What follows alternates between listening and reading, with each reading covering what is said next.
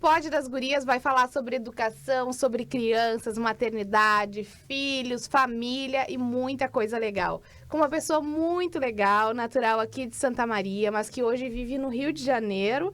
E vamos falar também sobre redes sociais, Instagram e sucesso. Conosco no estúdio, Isabelle, mais conhecida como Depois que Paridua. Oi, gente, tudo bem? Como é que vocês estão? Eu tô muito bem, tô muito feliz por esse convite, por estar aqui com vocês, tô muito feliz. Obrigada mesmo por ter aceitado. A gente sabe que a tua rotina hoje também é bem complicado, né? Pra te conseguir estar aqui conosco.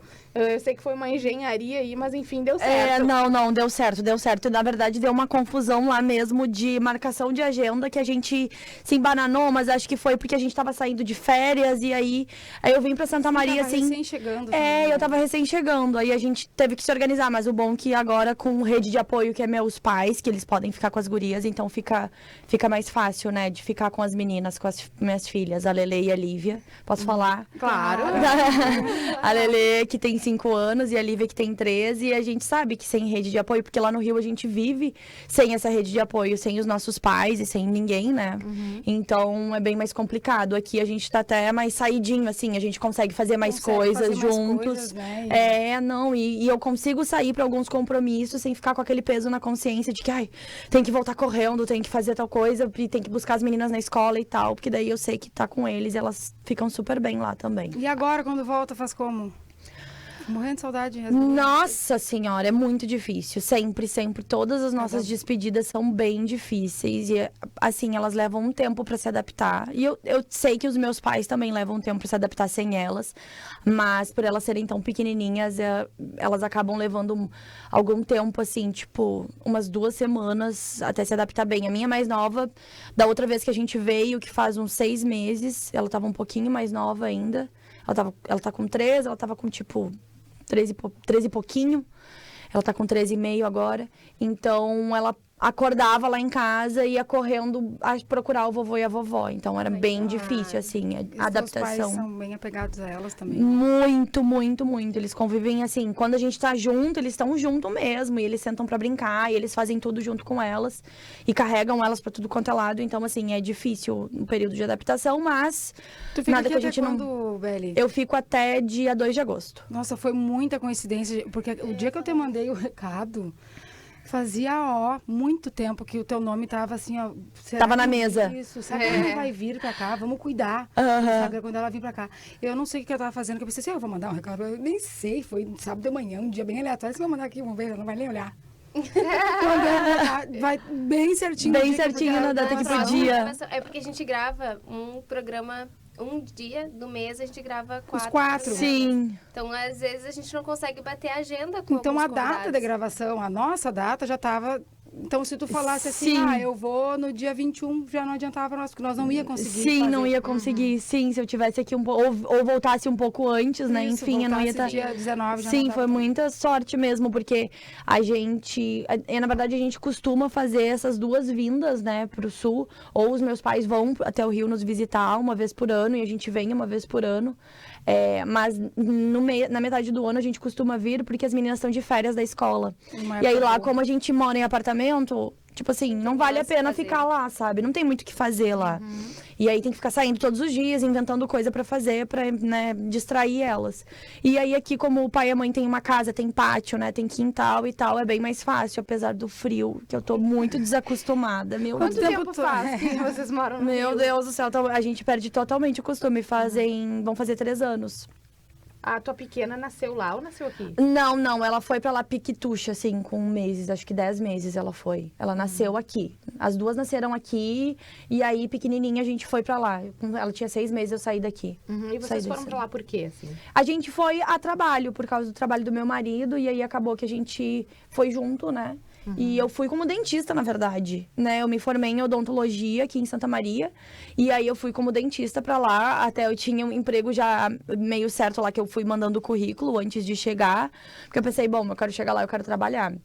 Aí fui buscar escola pras meninas e tal. E aí comecei até a trabalhar como dentista lá no Rio. Numa comunidade lá chamada Rio das Pedras. Foi bem legal, foi uma experiência bem legal, assim. Mas, não sei, Assim, eu acho que desde a faculdade eu sentia que não era aquilo que eu gostava, Como é que foi sabe? Eu me dou muito bem com a Camila, que é a tua comadre. Sim, que é a madrinha das E eu meninas. perguntei pra ela, mas ela sempre trabalhou com rede social, com isso. Não. Como foi que, tipo... Que tu virou depois que parei duas. É, isso. Tá, então, tudo começou assim, que, por exemplo, eu sempre gostei de compartilhar, eu nunca tive, assim, vergonha de expor, sabe, Ficar a minha filmando, vida. Assim, fica falando. filmando, falando, e vinha falar coisa no Instagram, e até era uma coisa que os meus colegas de faculdade davam risada, tipo, a Beli vai ser blogueirinha, bababá, aquela coisa Como de... um tom de deboche. Isso, um tomzinho de deboche. Eram os meus amigos, mas tu vê que aquele tomzinho de, sabe, tô brincando, mas, para que, é vergonhoso tu ficar te expondo. E aí, acabou que eu comecei a compartilhar muito mais a minha rotina quando a Lelê nasceu e eu era mãe e universitária. Então, era aquela loucura, assim, de... Tu ser mãe universitária, que é bizarro. Ser mãe por si só dá muito trabalho e ser mãe universitária é trabalho, sei lá, quadriplicado. É muito difícil. Então, eu compartilhava a rotina de estudo, de como que eu fazia pra estudar, como que eu fazia pra ir pra faculdade. Muitas vezes a Lelê ia pra faculdade junto comigo. Até uns 3 meses ela foi pra faculdade comigo. Ia no Bebê Conforto, ficava no Bebê Conforto. Então, eu compartilhava essas coisas, assim, de rotina mesmo, de dia a dia. Nada muito aprofundado. E aí, eu engravidei, consegui a peripécia de engravidar novamente, sem querer, na faculdade. Meu Deus, que nervoso. Não, eu consegui engravidar 2 vezes sem querer. E na faculdade, dentro da faculdade. A Lelê, eu tava no 3º semestre. E a Lívia, eu tava no 7º pro 8º. Tipo, finalizando já a faculdade. Então, foi quando eu ganhei a Lívia. E eu comecei a minha desconstrução de reconhecer que o que eu fazia com a Helena bebezinha não era tão legal. Que era basicamente o que eu falo no meu Instagram hoje em dia, que é a diferença de educação tradicional e educação respeitosa, Onde né? é que tu achou essa educação respeitosa? Da onde que isso... Na verdade, veio pra mim através de... Como que foi? Eu vou contar, assim, bem sucintamente, porque a história é bem longa. Mas eu vou tentar dar uma resumida aqui pra vocês. Eu era uma mãe muito nova, eu tive a Helena com 19 anos, né? Então, assim, eu era bem jovem e eu fazia muito o que me falavam pra fazer. O que diziam assim, olha, tu tem que dar limite pra essa criança ela não pode ficar chorando porque quer a hora que quer, sabe? Ou se tá chorando, tem que ignorar, porque criança sabe manipular os pais. Ela quer que tu ceda pra ela, sabe? Tem que deixar chorar um pouco também pra aprender que a vida é difícil. E eu escutava muito isso, assim, das pessoas na minha volta e tal. E é uma coisa que permeia a gente e todas as nossas relações com crianças, né? Sim. A gente sempre vê a criança como, nossa, malvada, maléfica. Ela é aquela criança que a gente sempre enxerga a criança com segundas intenções, né? Tipo, mas ela tá fazendo isso porque ela quer ganhar a bala depois, sabe? Alguma coisa assim. Eu sempre fui essa pessoa que achava como um vigarista. Sim, tipo, nossa, essa aí vai ser terrível. Nossa, essa aí na adolescência, coitada de ti, né? E a gente ainda fala isso em tom de descontração, sabe? De falar assim, nossa, olha, essa aí tu vai ter que ter cuidado, porque tu vai ver quando tiver 15 anos, né? Vai ser difícil. E, na verdade, a gente tá sempre colocando expectativa naquela criança e a gente não deixa ela se formar por conta própria, né? A gente sempre fica, mas o Joãozinho é bravo. Nossa, mas o Joãozinho é birrento, né? Sempre fica taxando aquela criança de alguma coisa. Até outras coisas, assim, até bobagem, tipo time, religião, time. Tudo já nasce, vai ser gremista. Sim, tudo. E, inclusive, comportamento, que é o que eu falo, que é de comportamento de tu lidar com aquela criança como se ela fosse ruim, né? Se ela já nascesse ruim. Enfim, isso tem uma história por trás disso, né? Histórico dessa educação ser assim. É muito atrelado também à religião, ao catolicismo, de que as crianças, elas precisavam ser doutrinadas para a religião, né? Ser criadas dentro da doutrina. Então, era preciso podar essas crianças para que elas se tornassem religiosas, né? Então, tem toda uma história por trás disso, porque que hoje em dia a gente continua reproduzindo essas mesmas coisas. Enfim, eu era essa mãe e eu fazia esse tipo de coisa. E eu passava o dia inteiro falando, não pega isso, não faz isso, não toca nesse, não. O dia inteiro gritando com aquela bebê, que ela era uma bebê, gente. Criança de menos de 2 anos é bebê. E eu passava o dia inteiro daquele jeito e era muito desgastante pra mim também. Porque eu também tinha faculdade. E aí eu ainda tinha aquela carga nas minhas costas de tipo, não, mas eu preciso dominar ela, porque senão ela vai me dominar, né? Eu preciso ter controle sobre ela, porque senão ela vai ter controle sobre mim, vai dar na minha cara, porque é isso que sempre falam, né? Ai, se tu não bate agora, vai dar na tua cara quando crescer. E eu sentia que eu queria ter esse domínio, né? E algumas vezes eu me perdia no meio disso, porque daí eu acabava também sendo o outro lado da moeda, a permissividade de tipo, tá, pega aí, assiste televisão o dia inteiro, porque pega esse celular e fica no celular o dia todo, porque tá me incomodando, entendeu? Tá me incomodando, fica, não aguento mais chorar. Então, eu sempre ficava viajando entre os dois lados, né? O autoritário autoritário e o permissivo. Não, e o do... Do permissivo, do vai, fica, tá? Quer comer danoninhos antes do almoço, come, sabe? Não tô nem aí. Então, isso me fazia muito mal, porque eu também ficava perdida ali. Quem sou eu? Quem é a Isabelle como mãe, sabe? Eu não me via também vestindo a carapuça ali de materna, sabe? Enfim, foi numa praia que a gente foi, e eu tenho uma prima da minha mãe, que na verdade eu chamo ela de tia, porque ela tem a idade da minha mãe, mas é uma prima da minha mãe que é psicóloga. E ela é uma pessoa, assim, sensacional, muito incrível. Eu sempre confiei, assim, muito nela quando ela vem conversar comigo. E ela me viu nascer, então ela me vendo sendo mãe, ela ficava observando muito. E a gente estava na praia, nessa mesma casa, estávamos juntas, né? E aí a gente foi pra beira da praia e ela viu que eu tinha esse comportamento de ficar o tempo todo falando: não, Helena, não bota a Helena na boca, Helena, não se rola na areia, Helena, fica embaixo do guarda-sol, Helena, não beber, sabe? E aí eu olhei pra ela e falei, tipo assim, num tom de super cansada, tipo, nossa, é muito difícil ser mãe, né? E ela falou: mas tu já pensou como é difícil ser bebê? Cara, ela não sabe nem falar.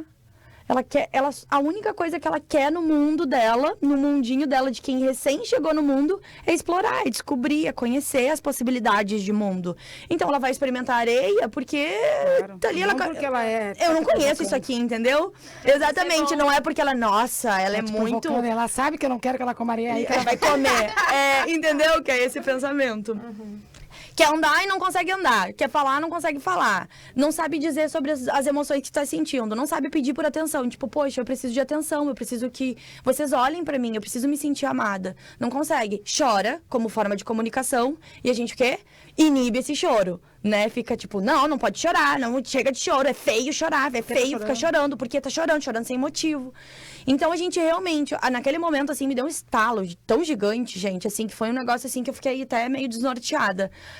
Caraca, é verdade.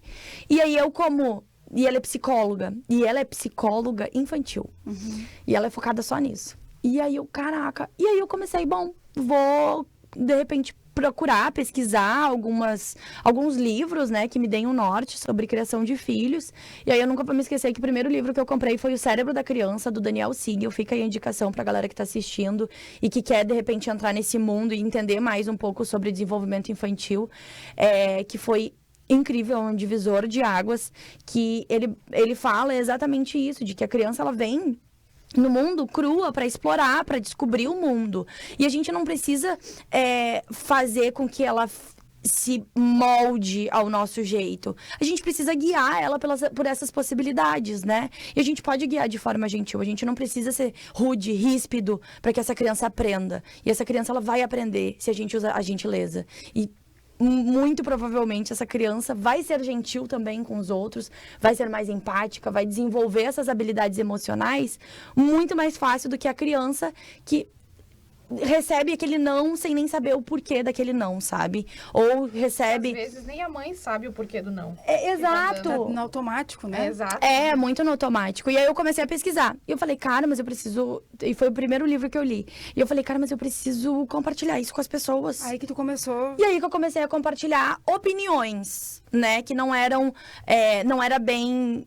era baseado em estudo, né? Eu estudava, mas eu não era profissional da área. Eu era dentista. E até uma época pensei em ir para odontopediatria, né, para atender criança.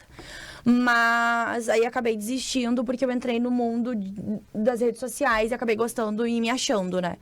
Mas enfim, eu comecei a compartilhar a minha rotina do dia a dia atrelada com o conhecimento que eu estava agregando, né? E começou meio que um boca a boca, sabe? Um negócio assim de... olha só, ela tá compartilhando umas Já coisas tava no Rio, diferentes. era aqui? Aqui em Santa Maria. Eu ainda estava na faculdade, inclusive. E aí começou, tipo, olha só, ela tá compartilhando umas coisas maneiras, não sei o quê. Nossa, Beli, é muito legal isso. E de um perfil pessoal, era meu perfil pessoal, de um perfil pessoal, que eu só postava, assim, algumas coisinhas, uns bumerangues ali de vez em quando, stories muito pouco e tal, passou a ser um compartilhamento de conteúdo de verdade, né? Assim, ainda era muito raso, né? Muito básico, assim. Nessa época, desculpa te interromper. Não, não nessa tem época problema. Tinha mais ou menos quantos seguidores? 2000, né?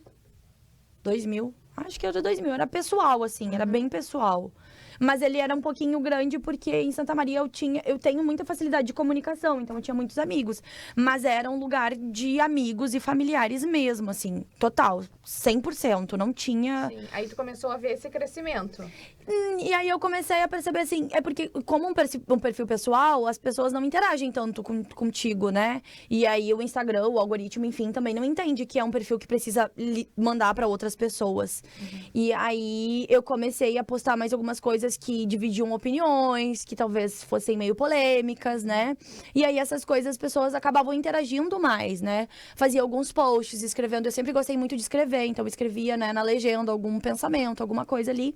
E aí as pessoas começaram, de repente, compartilhar e mandar uma pra outra e tal, e aí começou a crescer.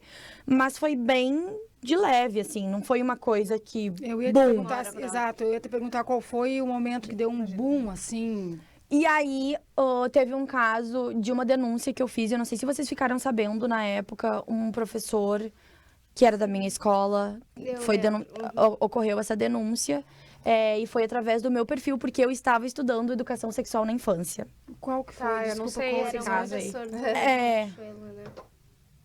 Eu não sei se eu posso falar nomes de... Não, melhor não, acho só- que não, só o né? caso, o que não que- era, mas não, que mas só o aconteceu? caso, tá? Enfim, não vou citar nomes nem de onde ele era. Aham, isso, Mas o que aconteceu que eu tava estudando sobre educação sexual na infância, e é um assunto que eu me interesso muito, porque a galera também tem esse pensamento de, poxa, educação sexual é ensinar a criança a fazer sexo, é ensinar a criança, né, a, sei lá, ser gay, virar gay, enfim, não tem nada a ver com isso. Educação sexual é incrível pra criança, é muito vai legal. estimular, vai começar a Não, ser- e é essencial pra prevenção de abuso sexual, é maravilhoso, sabe? E eu comecei a estudar, e eu trouxe uma microaula pros meus 3.000, 4.000, acho que 4.000 seguidores ali, uma microaula através dos stories, e eu ia colocando tudo num destaque, né? Educação sexual 1, educação sexual 2... E teve um dia que eu falei sobre um dos sinais que a gente ensina para a criança. Claro, a criança depois que tá ali um pouquinho mais velha, com uns 4, 5, 6 anos, que ela já consegue ter uma compreensão melhor do corpinho dela. Mas as coisas básicas é a gente ensinar sobre as partes íntimas, quem pode lavar e por quê e até que idade, né? Tipo assim, olha, a partir do momento que tu aprende a se lavar sozinha, você não precisa mais de alguém te tocando para fazer, né? Te limpar, a partir do momento que tu aprende a se limpar as tuas partes íntimas sozinha, tu pode fazer sozinha, não precisa de alguém te tocando. Então a gente faz todo esse trabalho de prevenção. E eu tava falando de uma coisa que tá dentro dessa função da educação sexual, que é ensinar sobre os sinais de quando a gente tá em perigo. Então é o sinal vermelho que a gente chama quando a gente vai ensinar pra criança, que é quando eu fico suada, né? Pra eu saber quando eu tô numa situação de perigo, eu tô correndo risco, se tem uma pessoa que quer fazer mal pra mim e eu não tô entendendo, isso tudo a gente ensina pra criança. Eu estava falando exatamente nessa linguagem nos stories. A gente ensina pra criança que eu fico suada, o meu coração bate muito forte, né? Eu fico com vontade de correr, mas não consigo. Fico com vontade de gritar, mas não consigo. E eu acabo ficando naquele lugar porque eu acho que eu tô errada. Mas você não tá errada. Você pode gritar, você pode correr, você pode procurar ajuda e deve procurar ajuda. Então, e da dor de barriguinha, a gente pode sentir uma dor que é o frio na barriga de nervoso, né? E aí, tudo isso eu tava ensinando através dos stories e veio uma amiga minha, muito amiga minha, amiga de infância, assim. E ela falou pra mim, Beli, que engraçado, toda vez que o professor X se aproximava de mim, eu sentia isso. E eu, caraca. E aí a gente começou a lembrar, porque essas coisas não estavam quentes na nossa memória, entendeu? Foram coisas que a gente teve que rebuscar na nossa memória. Então a gente começou, poxa, caraca, lembra aquela vez que a gente chegou em sala de aula e ele tava com a colega fulana de tal no colo? Sim.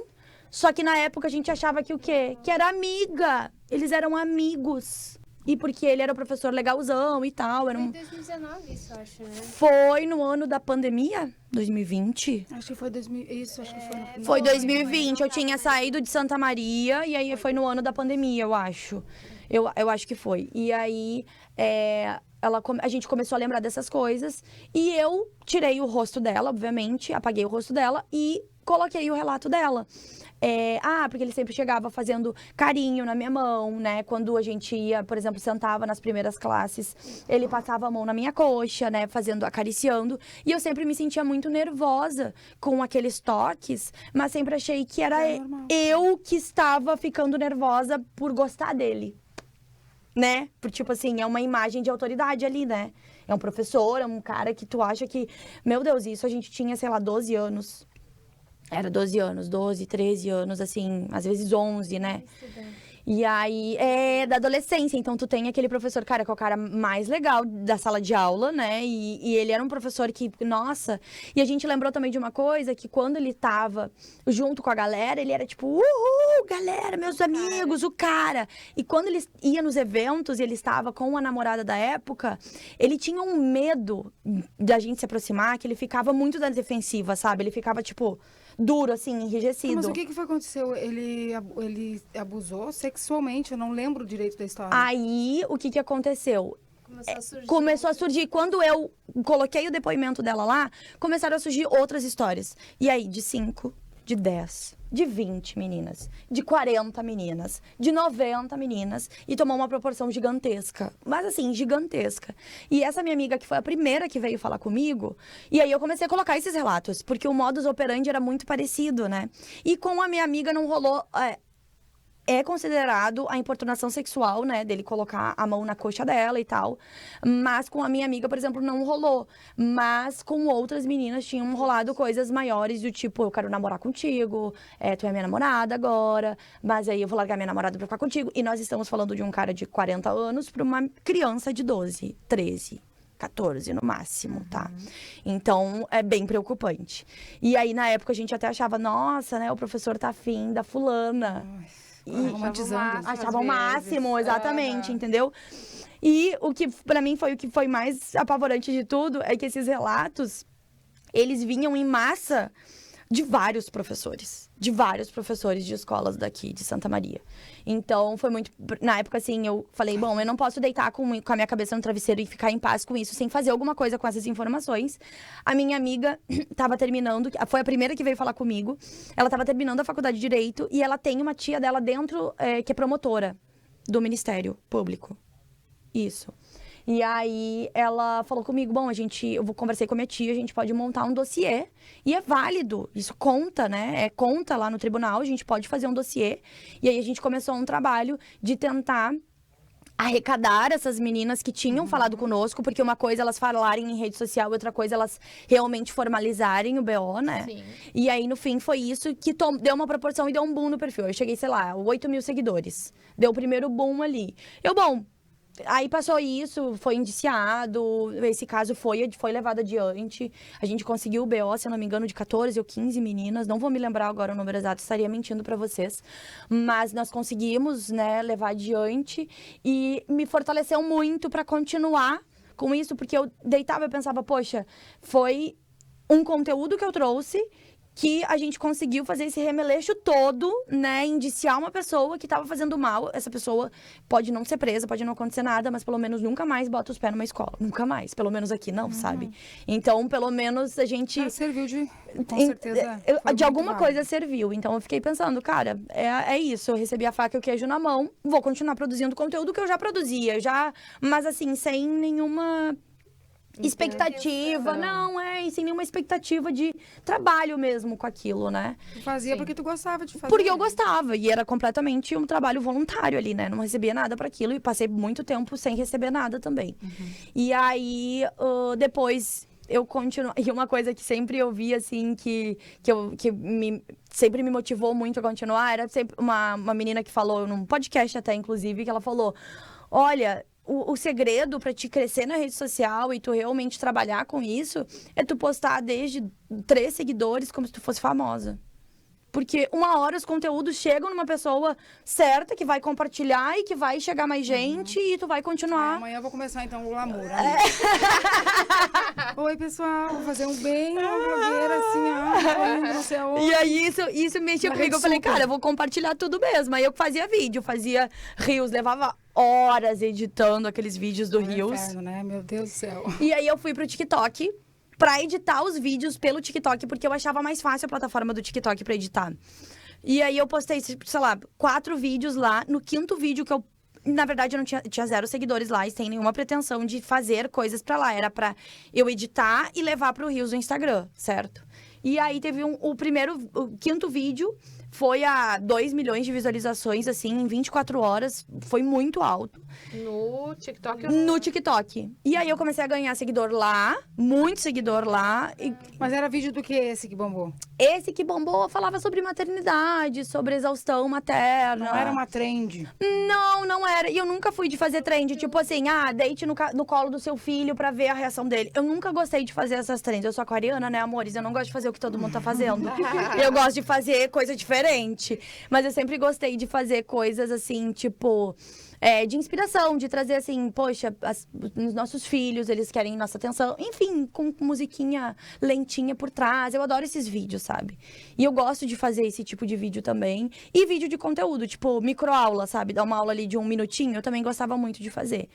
E aí, esses vídeos foram bombando lá na rede social vizinha.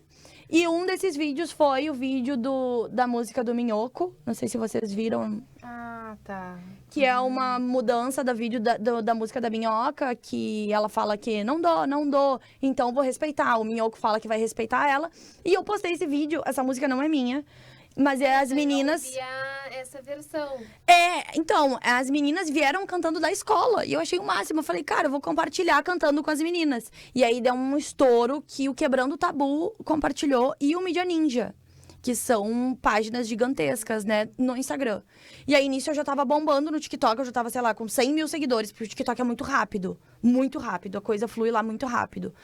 E eu tava com 100 mil seguidores no TikTok, mas no Instagram, o Instagram ele é mais devagar, né? Ele é mais demorado. O algoritmo também entrega bem menos. E aí, começou a crescer, tipo assim, 20 mil, 35 mil, 40 mil. E aí...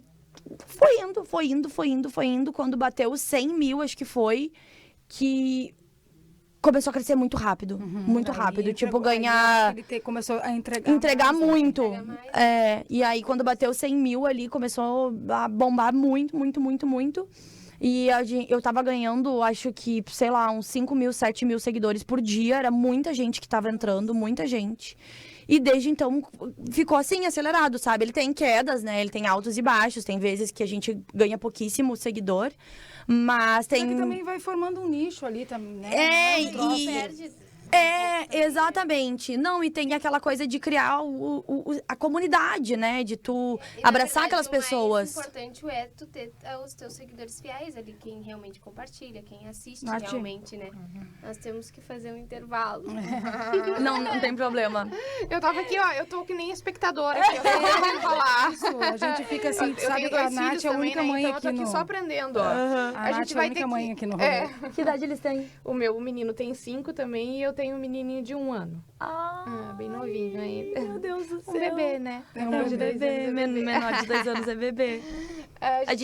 A gente tá no intervalo já? Eu vou chamar. Ah, tá. Vou chamar um intervalo rapidinho, mas a gente volta já com mais conteúdo aqui com a Isabelle.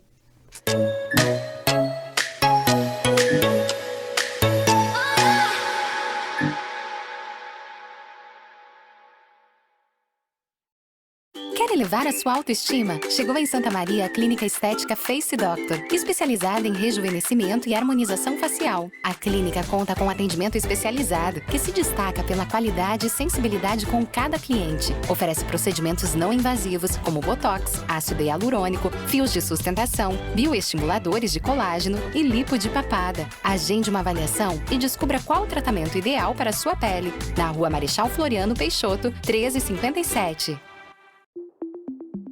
Complexo Hospitalar Astrogildo de Azevedo.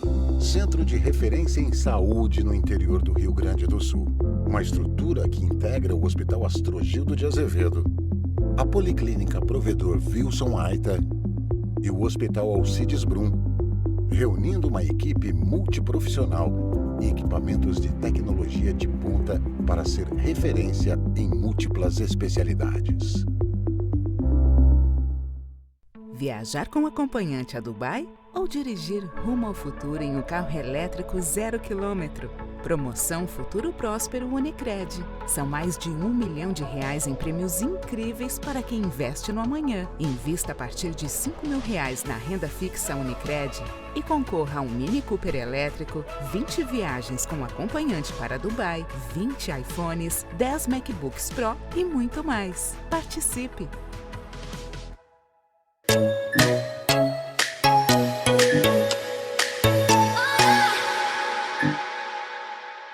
Educação respeitosa, maternidade, filhos, rede social e muito mais aqui com a Isabelle, mais conhecida, né, como Depois que Pare Duas.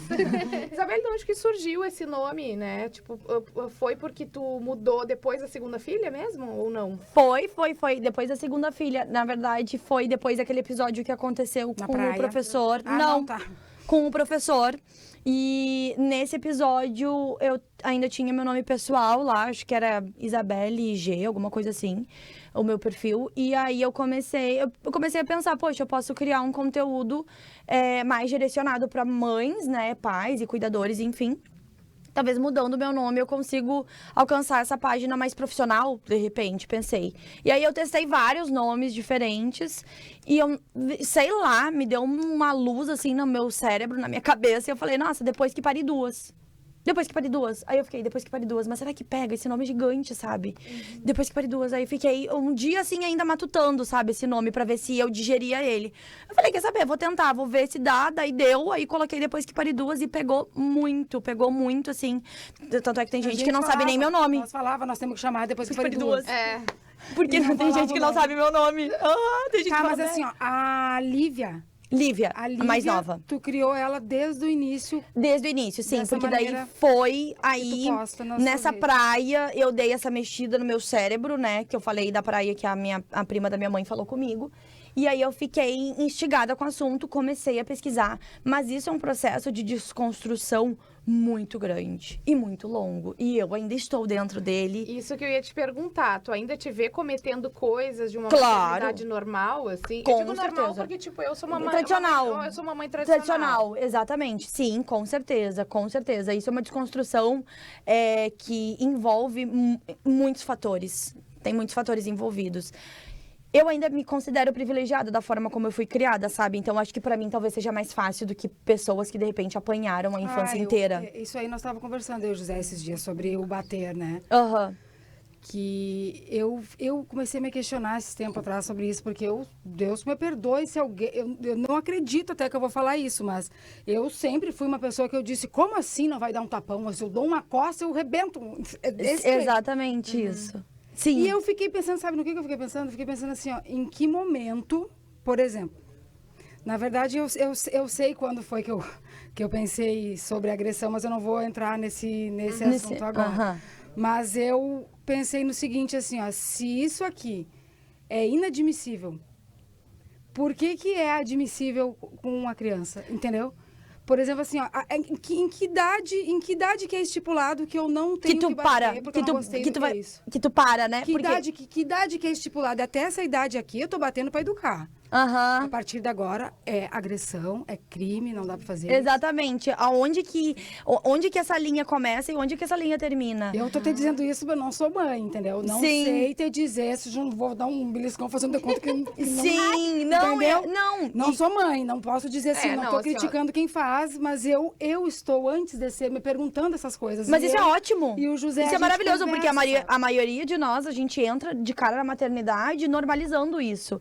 Então, eu ainda fico muito feliz quando muita gente fala, poxa, eu não sou mãe, nem tenho pretensão de ser, mas eu te sigo porque eu amo. Porque é como se eu estivesse plantando uma sementinha na cabeça dessa pessoa pra prevenir, entende? Pra chegar lá já de cara na maternidade, já repensar sobre todos os processos. Assim, ó, eu apanhei a infância inteira e tô vivo. Só que assim, ó, eu tive relacionamentos assim extremamente abusivos. Eu era abusiva, não era ele só que era abusivo. De tu tá conversando assim, passa alguém, de beliscar a pessoa.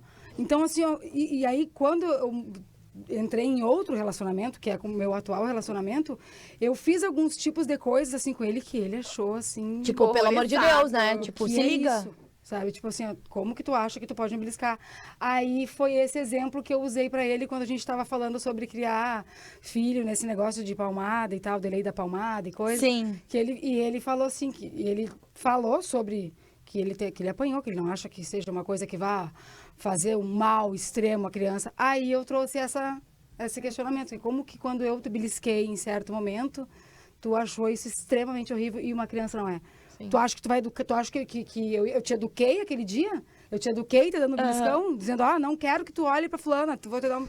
Sim, tipo assim, como se a pessoa instantaneamente naquele momento pensasse, tipo, não, é verdade, tô errado. Ai, um beliscão, agora eu aprendi. E isso não acontece com a criança também. Ela para de Lógico fazer que as não. coisas porque ela Isso tem eu fiquei me medo perguntando, de entende? que venha aquela represália de novo, né? Mas de que não seja que ela repreendido. entenda. Mas não que ela entenda na totalidade de tipo, não, Mas o porquê que eu não posso? Mas é O porquê também, que eu não posso? Na maternidade, eu acho que a gente tem muito ímpeto, né? Que eu, por exemplo, não fui criada apanhando nada disso. Mas, assim, o meu bebezinho de 1 ano, né? Esses dias ele tava ali. Eu não bato também nos meus filhos, acho errado, erradíssimo. Mas ele tava ali, ele ligava o micro-ondas, aí ele virava pra trás e ligava o forno. E aí ele ligava o micro-ondas e numa dessas o micro-ondas estava quase queimando, cheiro de queimado, tudo, né? E aí eu fui e dei um tapinha na mãozinha dele. Aham. Eu me senti assim, quando eu olhei pra aquela criança de 1 ano com um tapinha. Não, foi isso aqui que eu fiz, entendeu? Sim, Mas sim. foi Eu uma- também já fiz, eu Mas, também tipo assim, já ó, meu fiz. Deus, pra que Daí eu fiquei pensando, que monstro eu sou, entendeu? Porque uma criança de 1 aninho que nem sabe o que tá fazendo, só tava ali. Ih, tava Sim, achando porque é divertido, porque é divertido. Tipo, vamos ver o que acontece. É a premissa Já bateu em básica da alguma delas? infância. Já deu tapa, assim, Sim, alguma delas? sim, na Lelê, principalmente quando... E aí que tá. Por isso que eu falei da linha de quando começa e quando termina. Porque tu também não sabe quando que tu começa a educar. Será que é com meu filho de 1 ano? Será que eu começo a bater a partir dos 2? Será que é com 5? E aí, quando tu vê, tu tá batendo numa criança de 1 aninho, dando um tapa na mão. E essas Olha, a pouco já coisas... dá uma chinelada. E essas coisas que se tu não para e repensa de tipo, poxa, não, só um minutinho, o que eu fiz aqui? Tu acaba normalizando isso. Por isso que a gente tem taxas altíssimas de mortes infantis pelos cuidadores principais, pelos cuidadores primários, que são pais, que são mães, padrastos, madrastas. E é engraçado que a gente fica horrorizado quando esses casos acontecem, né? Tipo, o Henry, que foi aquele menino do Rio, né? Teve um Borel, outro né? menino de Tramandaí, que muito próximo. horrível do Tramandaí E o de Tramandaí, depois saíram notícias de que a mãe fazia ele escrever num caderninho repetidas vezes, também. né? É horrível aquilo. Eu sou ruim, eu não mereço nada. Tipo assim. Ele foi torturado, Tortura né? psicológica. Só que isso tudo começou no tapa, gente. Vocês acham que já começou assim, né? Já começou torturando a criança, queimando a criança com bituca de cigarro? Não. Isso tudo começa e é normalizado dentro daquela casa ser feito daquela forma. E é normalizado pela sociedade, que abraça isso também, que fala, não. É errado Pai e quem mãe não sabe o bate. que faz. Errado hoje Errado quem não bate. é quem não bate. Se tu que falar isso, assim, querido? eu não concordo que criança apanha. Vão dar eles na tua cara, vão não Vão, sei o quê. exatamente. Então, tem lugares até que não dá nem pra entrar muito nesse assunto, que eu não tô com paciência, eu vou deixar Não, pra... não dá. E eu pra aprendi entrar, também não né? entrar nessas batalhas. Eu coloco meu conteúdo pra quem quer me escutar. Porque o que eu fazia antes, eu ficava discutindo em comentário. As pessoas vinham assim nos comentários. Cara, eu não vou conseguir mudar a mentalidade de alguém por Se 3, ela não 4 linhas de quer, comentário. Se ela não tá disposta. Não tá receptiva Então não Não, adianta tu tá ali mesmo. pra contribuir com quem quer. com quem quer escutar aquilo e que de repente mude chavinhas, entendeu? E já viraram várias chavinhas, acho que talvez milhares de chavinhas de pessoas olhando meu conteúdo e falando: putz, eu sou mãe há 18 anos, eu tenho umas pessoas assim que, eu tenho 43 anos, tenho uma filha adulta, quase da tua idade, e agora, eu tô mudando meu relacionamento com a minha filha. E é um relacionamento que eu nunca tive com ela, de confiança, de troca, porque é isso, a gente deposita naquela criança, né, tipo, é um relacionamento unilateral que a gente chama na educação respeitosa. Eu mando e tu obedece, né? É esse o relacionamento que a gente acha aceitável entre pais e filhos. Então, eu mando e tu tem que obedecer. E na educação respeitosa, a gente muda isso para que seja bilateral, que seja de ida e seja de volta. Então, ao mesmo passo que o meu filho precisa me respeitar, mas eu também preciso respeitar ele. E isso é um ciclo, entendeu? E existem coisas que crianças, por exemplo, a gente precisa dar delimitação. Até aconteceu essa semana uma ocasião que eu falei algumas coisas pra Helena, tipo, filha, esse negócio não pode fazer, nem me lembro o que era. E ela foi lá e ela fez de novo. Eu falei, olha só, eu tô te explicando que tu não pode fazer. Eu não posso deixar continuar fazendo isso.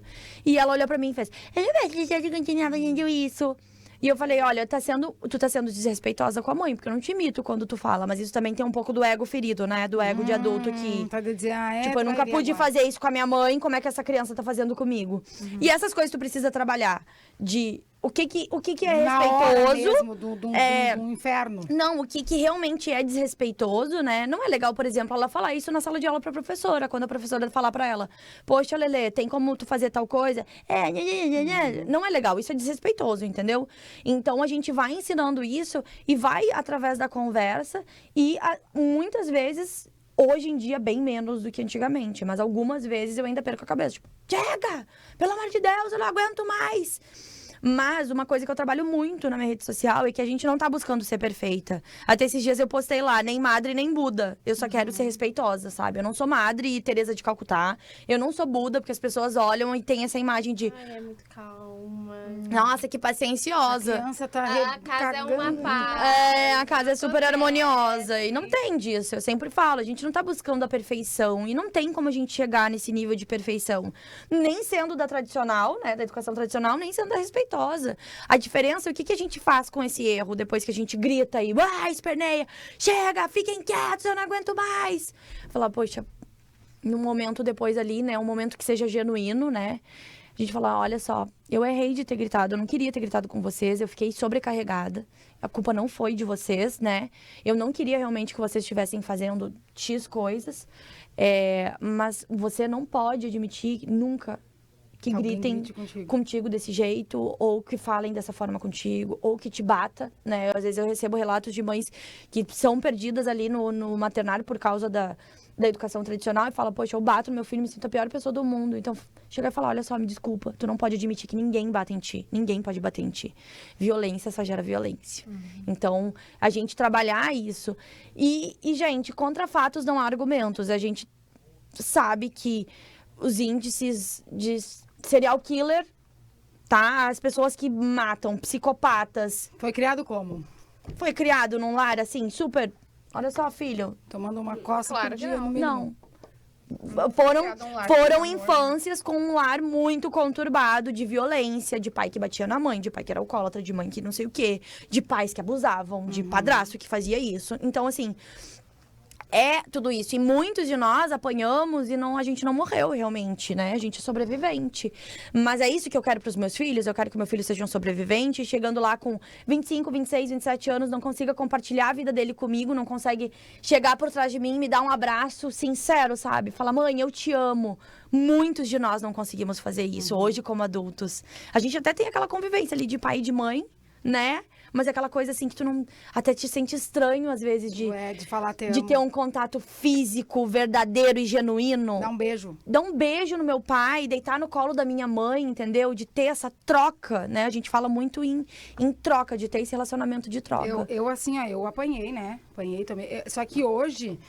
Esses episódios que aconteceram viraram uma piada, assim, na minha casa, sabe? Viraram uma coisa, uma lembrança. Ai, te lembra aquela vez? E a gente dá muita risada sobre isso. Mas eu tive o privilégio de ser criada ao mesmo tempo nesse sentido, assim, de eu sento no colo do meu pai até hoje. Eu tô bem, sim, de contato, de conexão. Sabe? Tipo assim, a minha mãe também é a mesma coisa. Ela me manda te amo no WhatsApp todos os dias. O meu pai me manda te amo no WhatsApp todos os dias. Entende? Então, assim, ó, a gente tinha muita conexão. Embora, às vezes, a Marli pegava um ele. Sim. Entendeu? Porque também ela, né? Era impossível. Não você tinha esse conhecimento que você tem hoje, de ler sobre nada. Você vai estar lendo, Marli ia ler de maternidade, de certo? Sim, não. E outra coisa que agora, falando sobre isso, eu acho importante de ressaltar. É o Henrique, né? O Henrique tá aqui nos assistindo, é teu marido. Como que entra o papel do marido ou da companheira, do companheiro, de quem tá ali responsável por essa criança no início? Junto com a mãe, entendeu? Porque às vezes tu tem uma conduta e aí tu vê o teu marido agindo de uma forma e aí às vezes tu não quer interferir, né? Tipo, sim, não vou interferir. Como que foi esse processo? Foi difícil. Foi difícil e, na verdade, acho que foi muito... Para ele, hoje em dia, também é trabalhoso de tentar desconstruir isso, essa educação tradicional, né? Mas, no início, eu errava muito de querer impor nele, de falar assim, olha só, tem que fazer dessa forma? Tá fazendo errado? Não é assim? Não faz assim. E chegava na frente das meninas e falava, não, eu não quero que tu faça isso, não é pra fazer assim, deixa Tirava que eu... a autoridade dele. E fazia, olha só, não quero que seja feita. E assim, só que lá em casa, por exemplo, nunca foi uma questão de tipo, ele foi bater nas meninas. Era uma questão dele, de repente, levantar a voz, ser mais grosseiro, né? E falar, sai daqui, não sei o quê. E eu vi que eu tava sendo ofensiva e ao mesmo tempo ele estava ficando na defensiva, né? Ele tava criando aquele afastamento do assunto, que é normal, a gente não consegue. E com criança, a gente usa essa técnica também na educação respeitosa, que a gente faz o quê? Para adquirir colaboração de uma criança, a gente precisa que ela participe das escolhas, né? Então, assim, poxa, eu quero a colaboração, meu filho não gosta de tomar banho, então vamos participar da escolha? Tu quer levar hoje o Mickey e o Minnie pra tomar banho contigo? Pra a gente fazer um banho maneiro, legal? Eu quero levar o Mickey. Então, pra te conseguir a colaboração da criança, a gente precisa que ela participe das escolhas, a gente precisa... Se não tu mandou, vai tomar e acabou. Vai tomar banho! Gritando lá do outro lado da sala, vai tomar banho, que eu já mandei! Isso foi uma libertação quando eu descobri. Não, é maravilhoso, né? Ele dá a opção. Não, é uma liberdade mesmo, porque a gente acaba não tendo que se desgastar com coisas básicas, entendeu? Com coisas simples que antes a gente precisava ficar se esgoelando pra mandar fazer, ou puxar pelo braço e fazer a força, e a criança chorando e ficava... sai de uma harmonia da casa, um estresse completamente desnecessário. Isso é muito bom. Tipo, a criança não quer comer carne, né? E aí eu falo pro meu filho, tu quer comer carne de frango ou de gado? Ele vai escolher uma. Vai escolher uma. E que ele não iria comer nenhuma. Eu não quero comer nada, não quero comer nada. Daí, em vez de tu dizer, vai comer e pronto. Vai comer nada. E aí, tu causa o quê? Afastamento. A criança, ou ela vai por muito medo, tá? Porque ela apanha, já é um histórico de uma criança que apanha. Ou ela vai fazer porque tem medo de ser castigado ou de perder alguma coisa, né? Como castigo. Ou uma criança que, por exemplo, que não apanha, ou que a mãe tá tentando ali, né, restabelecer o relacionamento, ela realmente vai bater o pé e falar, não quero nenhuma, não quero fazer nada, não quero tomar banho, não vou fazer, não vou. Entendeu? Aí afasta, causa esse afastamento. Agora sim, eu vou mudar um pouco o foco, porque a gente não tem tanto tempo, mas eu queria falar disso porque eu acho assim, que de todas as coisas que eu vejo das tuas postagens, o que eu acho que seria muito difícil, por causa minha mesmo, é o telefone, a tela. Eu passo o dia inteiro com a minha televisão ligada, mesmo que eu tô lá na cozinha. É a minha televisão ligada. E eu não consigo mexer no meu celular, fazer alguma coisa que eu tenho que fazer no meu celular sem a TV estar ligada. Então, é a TV ligada e o celular. E aí eu fico pensando assim, como é que eu vou fazer para estipular um horário para essa criança se eu não tenho horário? Se eu não estipulo nem para mim mesma? Como que tu fez isso? Eu também não tinha acesso a telas. E aí eu acabei liberando, porque eu pensava assim, o que eu tô cobrando dele? Se eu tô aqui, ó, o tempo todo trabalhando e fazendo as coisas aqui, o que eu tô cobrando dele? Vai assistir. Sim. O menor, o maior. O maior. Não, o menor não, ainda não. Sim. Pode ser que depois que pare 2. Como é que vocês fizeram isso? Porque com certeza vocês deviam ser super ligados também. Se tu já... Sim, não, a gente era viciado. Na verdade, eu e o Henrique, a gente jogava no celular. Jogava joguinho tipo Free Fire. Não, a gente jogava no celular. Então, assim, era muito difícil pra gente. A gente passava horas jogando e pra gente conseguir passar essas horas jogando, a gente não podia ter uma criança exploradora dentro de casa. Então, a gente precisava de uma criança quieta, silenciosa, calada. Com outro telefone jogando, ou um tablet ou a televisão, né? Então, foi bem difícil. A Helena, eu comecei a colocar na frente da televisão com 4 meses. Tipo assim, 3 meses, a gente botava Luna na TV. Nada a ver, né? A gente acha... Mas é porque eu achava que era tipo assim, nossa, que ótimo pro desenvolvimento. Tipo, nossa, ela vai aprender a falar super rápido. Ela vai aprender as cores em inglês. Tá repetindo. E a gente se ilude nisso, sabe? Tá repetindo que nem um papagaio. A gente se ilude nessa coisa de, ai, não, mas faz parte. A gente acha que isso, na verdade, é uma ferramenta pro desenvolvimento, Se tu né? colocar um desenho que fala 10 palavrão em ordem, ela vai aprender a falar aqueles 10 palavrão em ordem, porque ela só tá repetindo. Reproduzindo, exatamente. Ela tá reproduzindo o que tá ouvindo. Mas eu achava o máximo também os caminhõezinhos com as bolinhas purple. Aí eu ficava, Nossa, aquilo é viciante, né? E é viciante. Eu achava que Ali ia a pouco- aprender. E aprender, Olha, pouco, sim. o Tu acha que, Benjamin- meu Deus, meu filho vai ficar bilíngue, né? Bilíngue. Vendo as bolinhas roxas entrar no caminhão e o caminhão gritar purple, né? Tu acha, meu Deus, criação bilíngue, né? Era bem isso que eu pensava. Mas, na verdade, não. Aí, depois, né, comecei a entrar nesse mundo também, que tá dentro da parentalidade, né, do meu mundo ali de neurociência e desenvolvimento infantil. E eu comecei a entrar mais nessa função dos estudos que falam que a televisão, eu vou falar de telas, tá, gente? Quem tá escutando aqui, às vezes as pessoas se confundem, mas telas é celular, televisão, tablet, tudo que é eletrônico, dispositivo eletrônico, videogame. E eu comecei a entrar nesse mundo e estudar um pouco mais sobre isso e ver que não era bem assim, que isso não ajudava no desenvolvimento, isso atrasava o desenvolvimento. E aí eu comecei meu Deus do céu. Tu notava na Lelê, assim, algum atraso de alguma coisa? De fala. E depois, assim, mudou por causa da falta de TV? Sim, principalmente a fala, né? A fala da Helena ali com 2 anos e pouco não era super atrasada, mas ela tinha um pouco de atraso ali, porque aos 2 anos a criança ela já deve estar formando frases básicas, tipo, quero água, alguma coisa assim, né? E ela não conseguia formar essas pequenas frases, elaborar isso. E um pouco disso eu tenho certeza que foi por causa do uso da televisão e celular em excesso, porque logo depois que a gente delimitou tempo, a fala voou assim, desandou muito. E tinha a questão de irritabilidade também, ela era uma criança que a gente não podia nem conversar com ela, que ela ficava super estressada, muito irritada. Qualquer coisa que Ela puxava os cabelos dela, assim, e qualquer coisa que a gente falava com ela. Até era engraçado, porque a Helena, ela saía do quarto de manhã quando ela acordava. E em casa, a gente tinha que fingir que tava fazendo qualquer outra coisa. A gente não podia olhar pra ela, porque ela ficava irritada com a gente olhando pra ela. Porque, óbvio, a criança não tinha contato humano, né, gente? A criança passava o dia inteiro no celular. Então, ela só ia lá, e aí a gente ia lá, entregava um celular pra ela, e ela ficava lá, chupando a chupeta. E vendo o celular. E aí ela ficava calma, e daí elas achavam, não, a gente tá fazendo bem pra ela, sabe? Enfim, daí eu comecei a entrar nesse mundo e comecei a falar pro meu marido que não era bem assim, que a gente tinha que delimitar, e ele ficou resistente, falava que não, que agora a tecnologia existia, que fazia parte da nossa vida, da nossa rotina, como é que a gente vai tirar isso da criança, né? A criança vai ser vai ser atrasada na escola, vai ficar por fora dos amigos, dos grupinhos de amigo também, porque vai ficar por fora, enfim. E aí eu comecei a trazer para ele evidências, não só científicas, mas evidências ali do nosso dia a dia, sabe? Olha só, sei lá, a gente foi lá pra Sede Campestre, passamos o dia lá, fazendo churrasco e tal. A Helena ficava completamente tranquila, serena, parecia outra criança. Então eu falava, cara, olha só, hoje ela não viu nada de celular, nada de televisão, porque ela nem lembrou.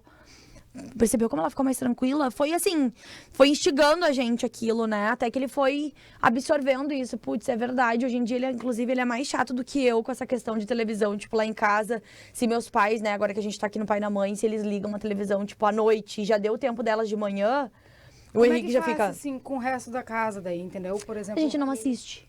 Não, mas quando quando tá em outros lugares, entendeu? Tipo assim, ó, minha mãe tá com meu filho agora, entendeu? Como é que... Quando a Nath chega, a Nath também não mora aqui, a Nath mora em Caxias. Então, quando ela vem, eles ficam na casa da tia. Sim. Então, assim, da tia, da minha mãe. Da mãe dela.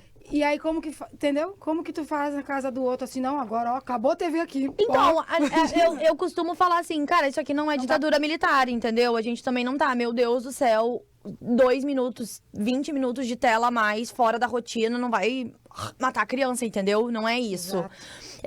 A gente tem essa rigidez mais de início para delimitar esse tempo, que inclusive eu estabeleci esse método chamado de método DRAC, que ele tem um passo a passo, justamente para guiar as famílias por esse restabelecimento de rotina, né?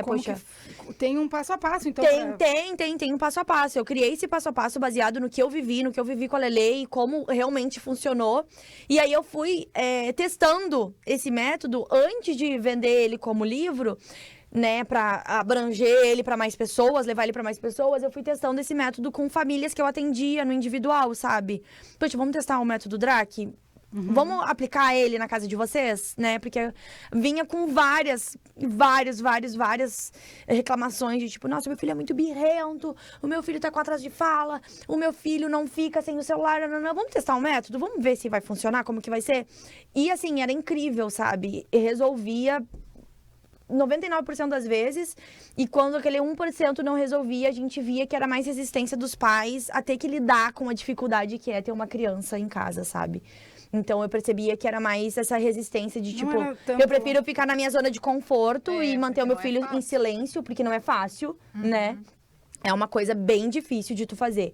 Então, eu percebi que era mais a resistência dos pais. Aí, eu criei o livro, né, pra ajudar mais famílias. Inclusive, o livro, ele tá à venda ainda. Quem quiser saber mais, gente, pode ir lá no meu perfil do Instagram, que tem o linkzinho. É um e-book. É um e-book. E aí, dentro desse e-book, eu acabei criando outras aulas em vídeo, aulas, que inclusive tem essa do cuidador, que eu ensino como trazer o cuidador pra mesma vibe que tu e conversar, como conversar com esse cuidador que vai ficar com essa criança, porque às vezes a gente sabe que as nossas mães ficam com os nossos filhos, né? Se é um cuidador que vai ficar todos os dias com aquela criança, que vai participar da rotina da criança. Tem aula de como lidar com a birra, que a birra faz parte do período de abstinência, porque quando a gente tira as telas da criança, exatamente o mesmo neurotransmissor que é liberado quando um adulto faz uso de entorpecentes, é liberado quando a gente tira a criança da frente da tela. Então, assim, é um negócio sério mesmo, gente, que ninguém fala disso, eu até fico assustada. Porque como que a gente não tem um livro gigante ainda rodando no país falando sobre isso, sabe? Porque a gente, e na verdade, acho que ninguém se preocupa, porque a gente não viu os efeitos disso ainda. Claro. Porque são as nossas crianças de agora, né? Sim, a gente vai ver daqui 20, 30 anos como que vai se dar esse efeito, sabe? Mas ainda a gente vê vários sinais, né? Por exemplo, eu trabalho numa casa de festa infantil e eu trabalhava há muito tempo e voltei a trabalhar agora. E é assustador como as crianças são mal educadas, são birrentas mesmo, assim, e é qualquer coisa que tu fala é um grito, né? É uma gritaria. Esse tempo teve uma criança que eu cheguei pro pai e pra mãe, olha, tu vai ter que dar uma conversadinha com o teu filho, porque não tem como ele continuar. E isso em muitos anos que eu trabalhei, eu nunca precisei fazer isso. Uhum. Parece que tu acha que eles estão mais assim, que nem ela falou, mais irritado com tudo. Tipo, qualquer coisinha irrita, qualquer coisinha... E sem respeito, sabe? De chutar a porta, de subir em cima das casinhas, dos brinquedos, atitudes que tu olhava assim, meu Deus, o que tá acontecendo aqui? Sim. E coisa que eu não via antes. Eu acho que já esse comportamento... Já tá começando a ficar... Imagina daqui 15 anos como é que vai ser. Então, é que a gente parte do princípio também de que, por exemplo, essa criança, que ela é sempre silenciada, a gente vê muito, por exemplo, quando vai em restaurante. Se vocês pararem pra observar, em restaurante sempre vai ter uma mesa com criança e todas elas vão estar no celular ou no tablet. Todas elas. Parem pra notar. Eu noto porque eu trabalho com isso, então eu chego nos lugares, geralmente a única mesa que tem criança e não tá no celular é a minha. É a minha mesa e eu fico, nossa senhora. E isso, por exemplo, a criança vai pro restaurante, dão o celular pra criança não incomodar. Não incomodar. A criança não incomodando, perceba uma bola de neve. Tu não consegue ensinar. Por exemplo, a criança vai começar a correr no restaurante, a gente fala assim, olha só, Lele, a gente não pode correr aqui, que aqui não é um ambiente da gente ficar correndo. As pessoas estão almoçando, as pessoas estão tomando café da manhã. É assim que se aprende. Mas pra tu aprender, tu primeiro precisa errar. A criança, ela vai errar. É super normal, por exemplo, vai numa casa de festas, de repente um vai chutar uma porta, mas alguém parar e falar assim, olha só, você não pode fazer isso aqui, é desrespeitoso, não é legal, tá? Então, a gente precisa, vamos fazer outra coisa? Redirecionar essa criança pra outra coisa, né? Ensinar. E essa criança, ela vai errar pra ela poder ser ensinada. E isso é sabe, ele vai indo com o tempo. Também a gente não vai esperar que essa criança aprenda de uma hora pra outra. Mas a questão de socialização, de como essa criança se portar num restaurante, num consultório médico. Tu vai num consultório de pediatra, todo mundo no celular. Como é que essa criança vai aprender que naquele ambiente ela precisa, de repente, ficar um pouco mais contida, não ficar gritando, né, berrando, se ela não errou e não foi ensinada? Né? Sei lá, vai, visita na nossa casa. Eu entregava o celular pra Helena. Na hora que eu sabia que tava vindo visita na minha casa, eu entregava o celular pra não ficar incomodando, não ficar enchendo o saco. Mas como é que ela vai chegar no momento da vida dela que ela vai pensar assim, poxa, eu preciso cumprimentar as pessoas. Se eu não quiser beijar, abraçar, tudo bem, mas eu tenho que dar um oizinho de longe, se ninguém falar pra ela. Então eu percebo muito isso, na verdade. Eu não vejo isso como má educação. Eu vejo muito mais como uma falta de suporte. Uma falta de suporte familiar. De educar. Falta de paciência de dizer o que é certo e o que deve ser feito e o que não pode ser feito, né? Essas limitações de vida. Adoramos aprender contigo, né? Que tu continue ensinando e ajudando muitas mães e pais por aí. E esperamos que quando tu voltar aqui, daqui a 6 meses, tu seja ainda muito mais famosa, resultado aí do teu trabalho, né? Amém. Obrigada, viu? Obrigada, eu que agradeço, viu, gurias? Agradeço pelo convite, de verdade. Adorei bater um papo com vocês. E eu tenho muita coisa pra falar ainda, meu Deus. Eu poderia ficar 3 horas aqui conversando tranquilamente. É isso aí, gente. Quem gostou de acompanhar a Isabelle, pode seguir lá. É @depoisquepare2, né? Em todas as redes sociais. É isso aí. Então, procurem pela Isabelle, vocês vão encontrar o conteúdo, falem com ela. Ela é bem acessível também. Então, obrigada mais uma vez. E a gente se vê no próximo podcast da semana que vem com muito mais Hoje Pode das Gurias. Até lá!